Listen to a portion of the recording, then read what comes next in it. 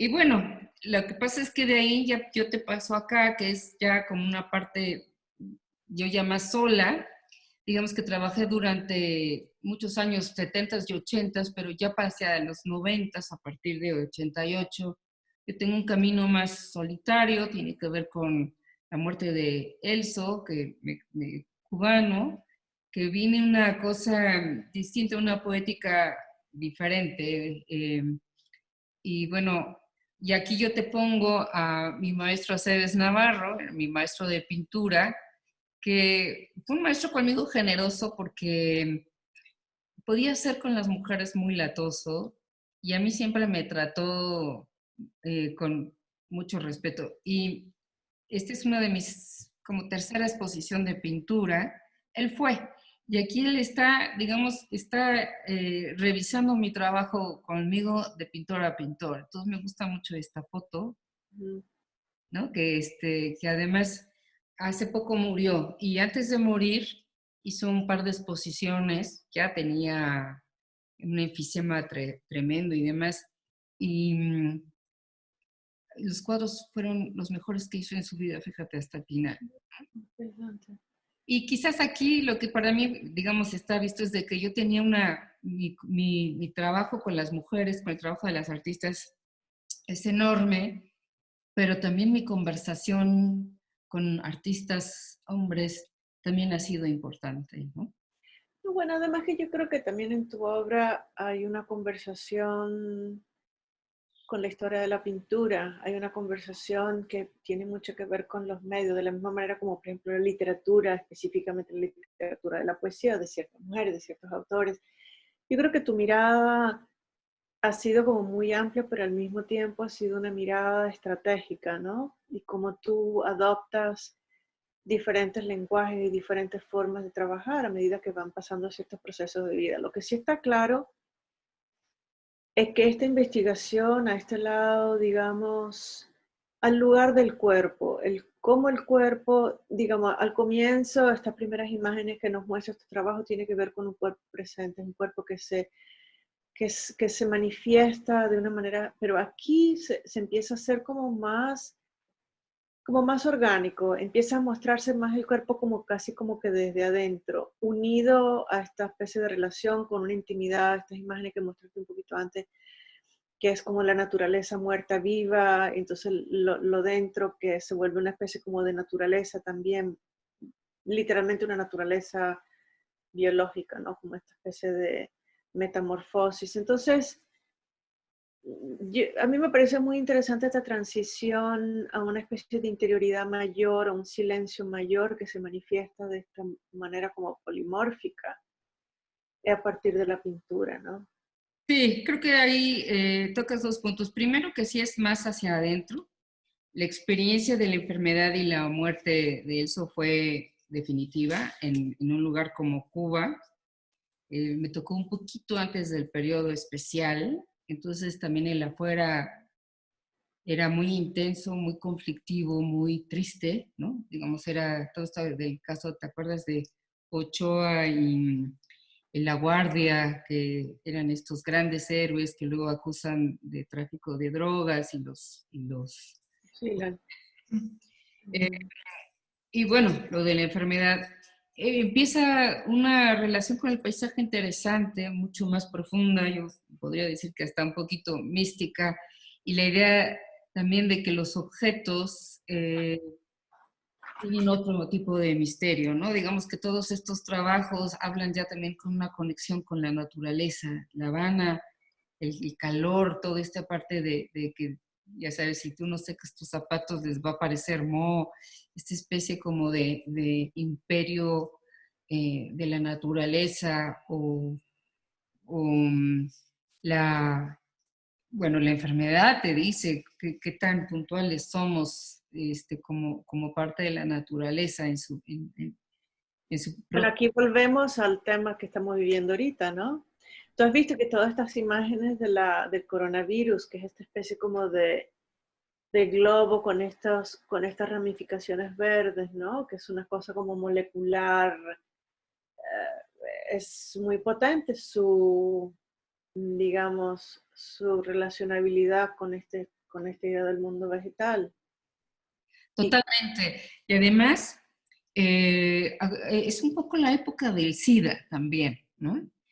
Y lo vulnerable que nos volvimos con el SIDA, hay que recordarlo también, ¿no? Que era esto que... la última pandemia antes de esta, no hemos tenido otra después del SIDA. Además, acuérdate que la gente se moría en 15 días, saludabas a alguien y yo me acuerdo que le presté a un amigo unos libros, hablé para ver por qué no me los había devuelto y me dijo, ya se murió, o sea, sí era tremendo. Yo creo que eso es, para mí creo que la enfermedad pone en tensión esta vulnerabilidad como cuerpo y como nuestra idea de cuerpo ahora tiene que ver más como estuche que con interior, ¿no? El dolor, este virus nos vuelve a poner en este lugar de algo tan pequeño, ¿no? Que puede causar tu muerte, ¿no? Y nos Entonces, pone... hoy escuché justamente algo interesante que no había escuchado sobre el coronavirus, de que ahorita están agregando al tema de la fiebre y al tema de la presión, del problema respiratorio, es el hecho de que pierdes el sentido del olfato y el sentido del sabor. Y aparentemente ahora le están pidiendo que si una persona tiene estos síntomas, porque ataca alguna parte, digamos, nerviosa en el cerebro, que tienes que ponerte en cuarentena y hablar con tu médico, porque es una de las cosas que se está vinculando con la noción del coronavirus. O sea que esta idea, respirar, la temperatura del cuerpo y ahora esta entrada al cuerpo que es todo, o sea, nuestra sensualidad pasa por el sabor, pasa Olfato. por, por el olfato, o sea, que no puedas sentir olor y que no puedas sentir un sabor, es así como que es como el nivel cero, ground zero, ¿no? De la corporalidad. Pero sobre todo, ya sabes, en esta sociedad donde el cuerpo es todo exterior, exterior, exterior, exterior, de pronto esto nos recuerda algo, una cosa de muchísima fragilidad, ¿no? Así nos deja en la intemperie, en un extremo imposible, digamos, sobre todo en la cosa urbana, ¿no? De que la ciudad te protege de tanto, estás tan segura de que todo está controlado, de que todo está bien, de que tú vas aquí y no pasa nada. No es el campo, no es estos horizontes abiertos. Ahí se supone que el ser humano ha triunfado, ¿no? Y viene esto, ¿no? Y además viene en las ciudades más importantes, imagínate, ¿no? Bueno, ahorita en Nueva York, que dice que tiene 55% de los casos del virus en el mundo entero en este momento. Otra vez, estos espacios de aglomeración humana, donde estábamos acostumbrados a andar en masa y además andar en masa indiferentes absolutamente del otro.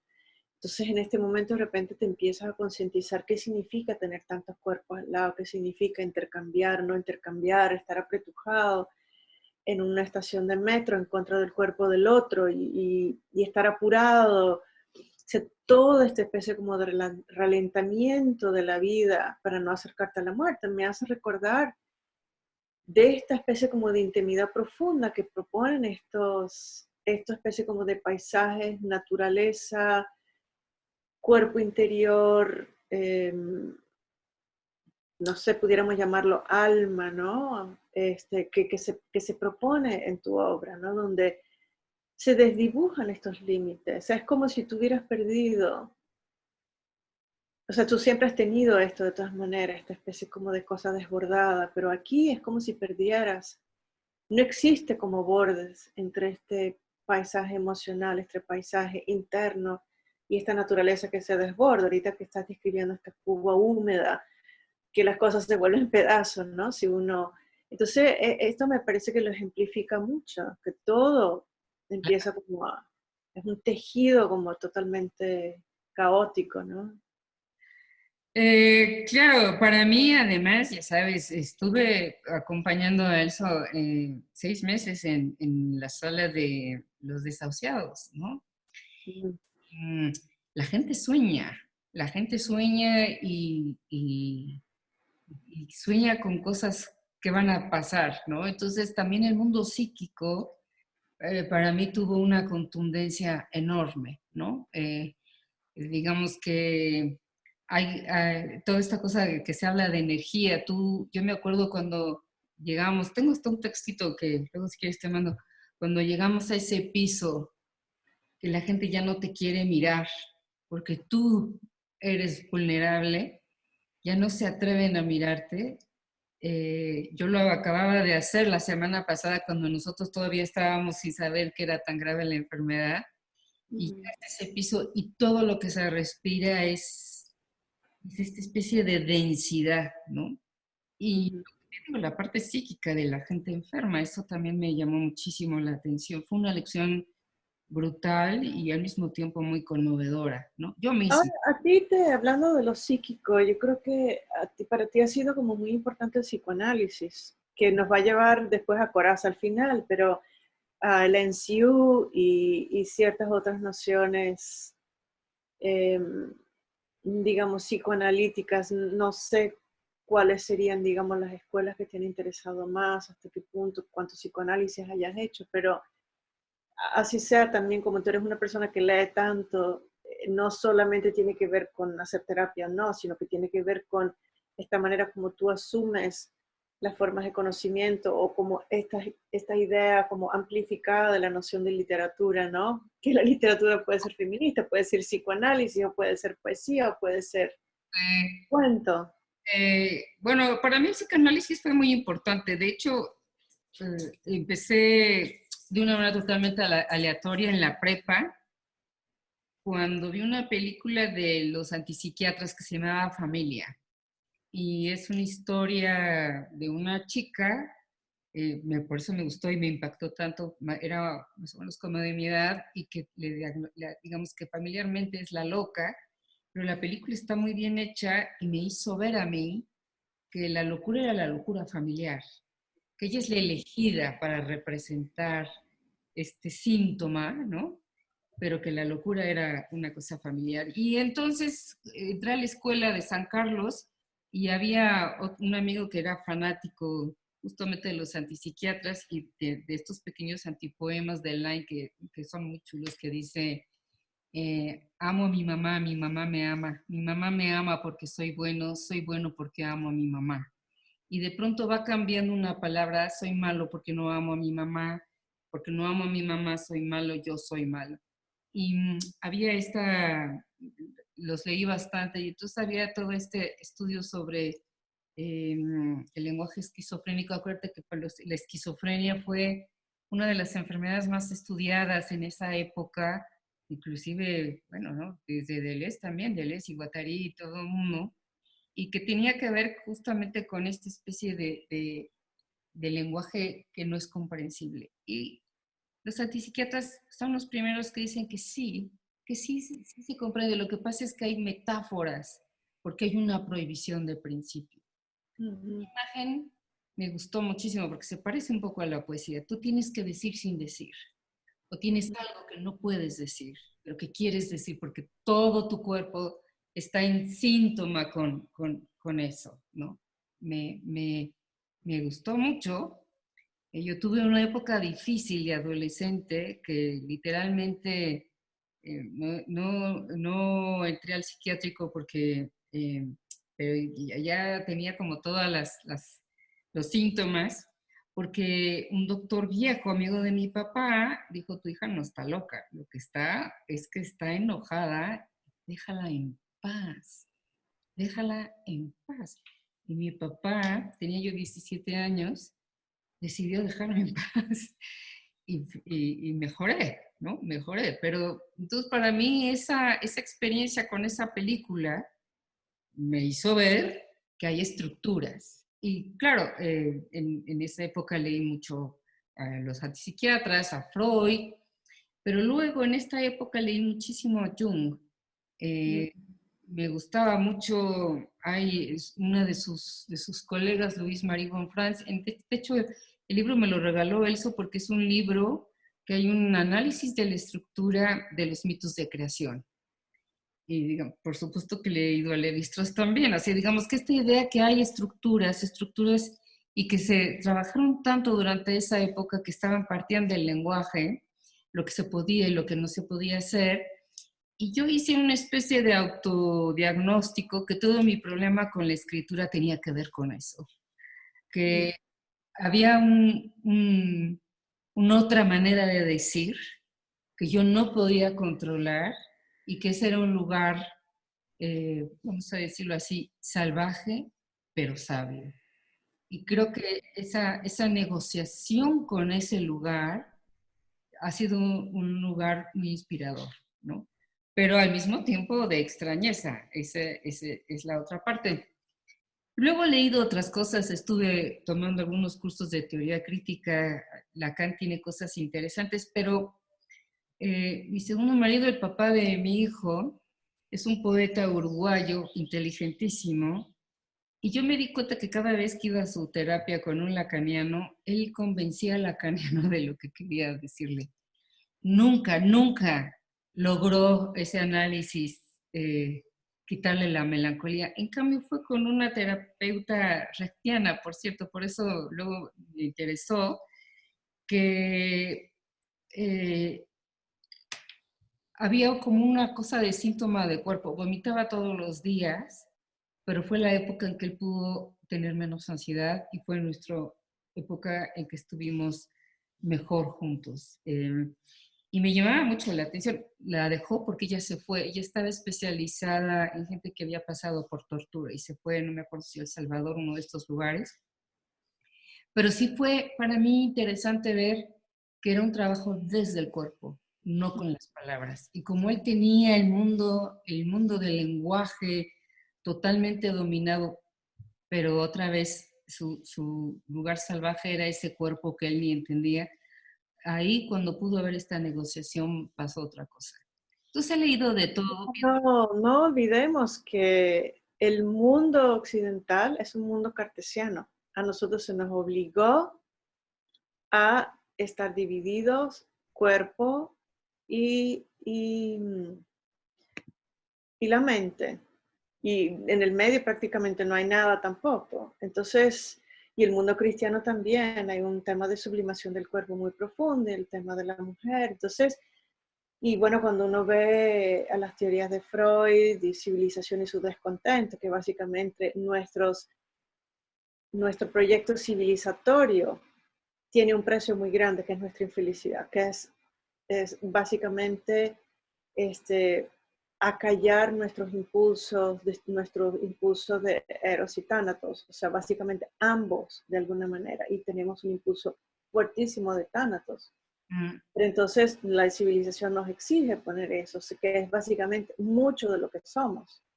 Sí. Entonces, claro, me parece que una de las cosas interesantes de tu obra es que tú de alguna manera terminas no exigiéndote este espacio de normalidad. Tú asumes, es muy interesante como lo estás relatando ahorita, asumes esta especie de discrepancia que tú hablas, los dos cuerpos que tienen, las divisiones que tienes interiores, y tú, digamos, las negocias o las vives, las articulas a través de estas obras que sí siento que dan una profunda centralidad al cuerpo. Y no estamos hablando de un cuerpo exterior, estamos hablando de un cuerpo interior que está arraigado, digamos, en la tierra, y quizás el vaso comunicante sería la naturaleza. Entonces tú terminas estableciendo este nexo con la naturaleza, con tu cuerpo, y este cuerpo está cargado, digamos, psicológicamente, emocionalmente y conceptualmente. Porque hablemos también de eso, que es una de las cosas que me interesa mucho de tu obra, y es que tu obra, yo siento que ha sido una de las grandes contribuciones de las mujeres desde los años 50, desde su contribución desde el performance y desde el arte conceptual, que se habla y se articula a sí mismo sin separarse del cuerpo, sin separarse de la sexualidad, sin separarse de la sexualidad, sensualidad y sexualidad. Entonces yo sí creo que tú negocias como muchas complejidades en tu obra, y no intentas eliminar las tensiones y las contradicciones, de alguna manera las eliminas. Sí, te agradezco porque creo que está muy bien descrito.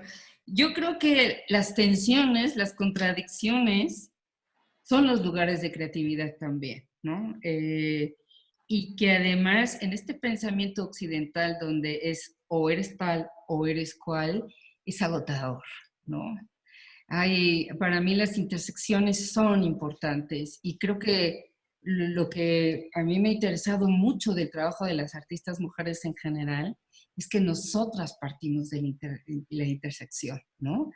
Eh, no sé, ahora en Zona Maco que estaba Gabriela Rangel, que nos propuso el tema de lo masculino, ya sabes, que decía, bueno, ¿por qué vamos a hablar de lo masculino? Y luego pensé, está bien, si hablamos, por ejemplo, del trabajo de lo masculino en mi generación, en Maris, Mónica, Jesusa, está el grupo de mujeres con las que yo te había dicho, hablemos de lo masculino. Claro que había una masculinización, ¿no?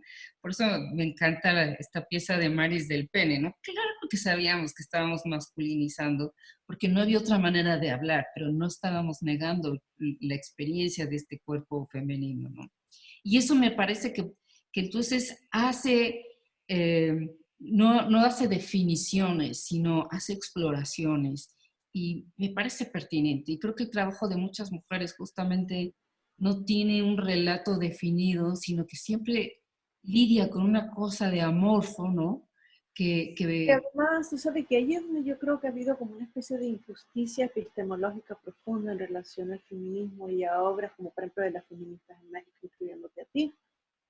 Y es que siempre se ha tratado de achacar esta especie de investigación del cuerpo, de la mente y del cuerpo como estos espacios, digamos, mmm, que no hay que hacerle limpieza clínica, ¿ya? No hay que pretender el orden. no. Como un espacio femenino de una perspectiva esencialista.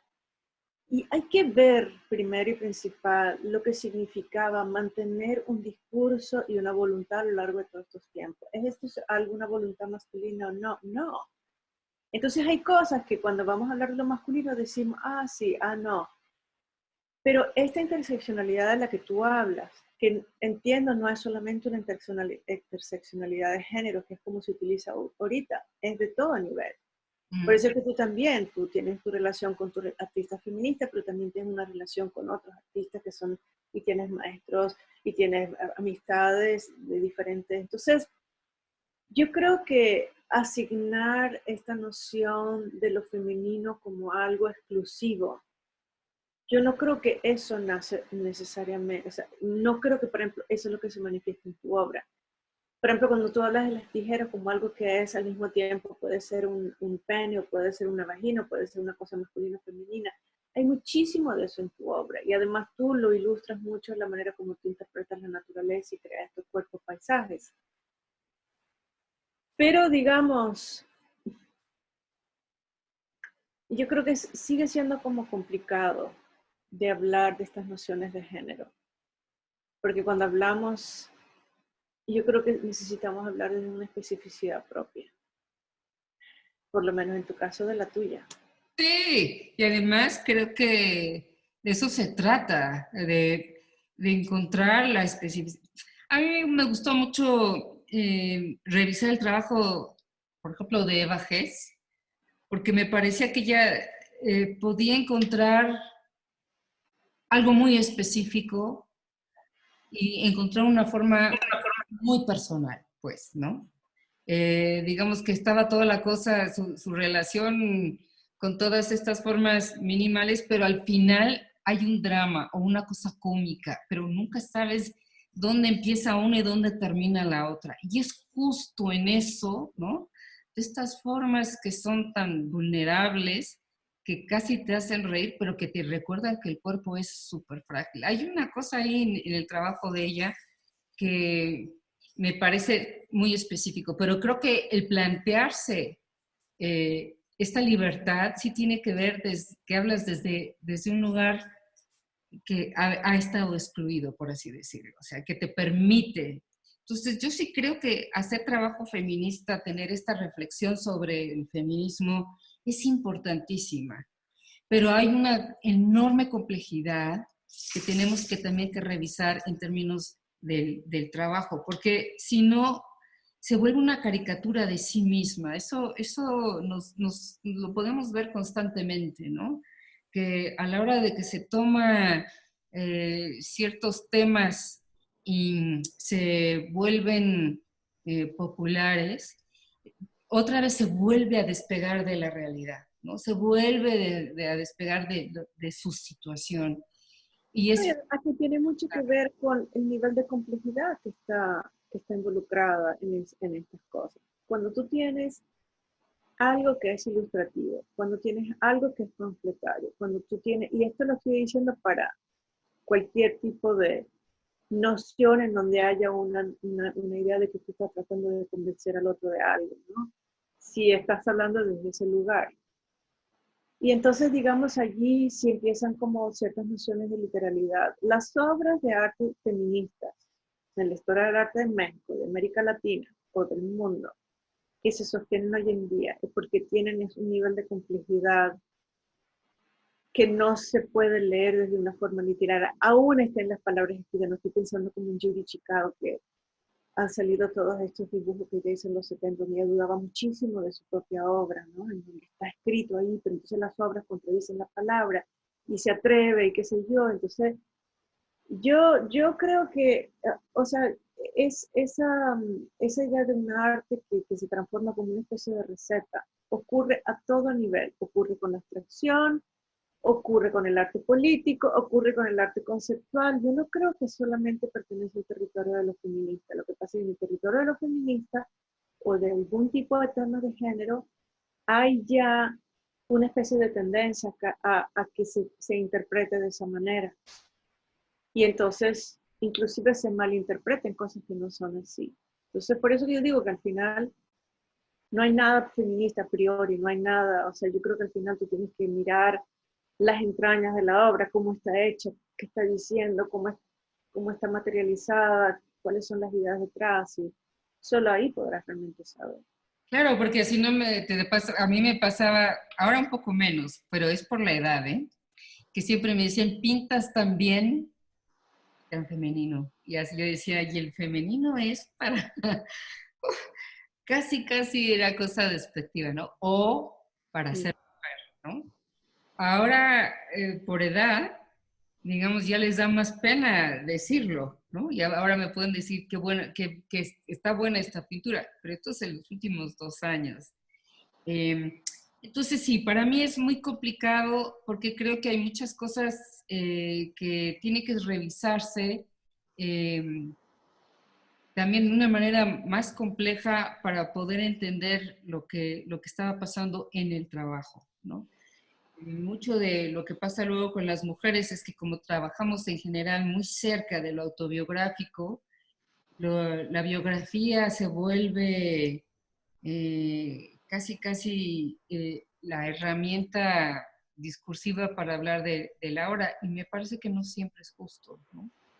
Hay gente que tiene más cercanía y que sí puede dar cierta luz, pero hay gente que yo creo que eso opaca lo que está presente en el trabajo.